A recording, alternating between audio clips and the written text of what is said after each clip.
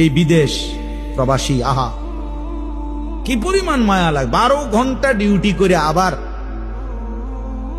আরো 6 ঘন্টা আরেক কোম্পানির স্যার কি করে 18 ঘন্টা, কেউ কেউ আর থাকে 6 ঘন্টা। এই 6 ঘন্টার মধ্যে বিশ্রাম কখন? নিজের জামাগুলা নিজে ধোয়, নিজের রান্নাটা নিজে করে। প্রবাসীগুলো বিদেশে থাকে, যে আমি তো সৌদি আরবে অনেক দূর দূর ছেলেদের কাছে গেছি, ওরা দম করে খুব মহব্বত করে। তাইলে এই নিজের রান্না নিজের, কত ছেলে যে বিশ্বাস করো ভাইয়া কি পরিমাণ কান্দে, আল্লাহর কসম। এটা যদি আমি দেখাইতে পারতাম। এখান থেকে এটা বিদেশ অনেক কষ্ট, এই কথাটা কইলে তুমি বুঝদা না ভাইয়া, অনেক কষ্ট। এটা কইলেও তুমি বুঝদা না, এটা কইতে তো 1 মিনিট লাগছে, আর অনেক কষ্ট। তো বাস্তবতা হলো তার চাইতে অনেক বেশি কষ্ট।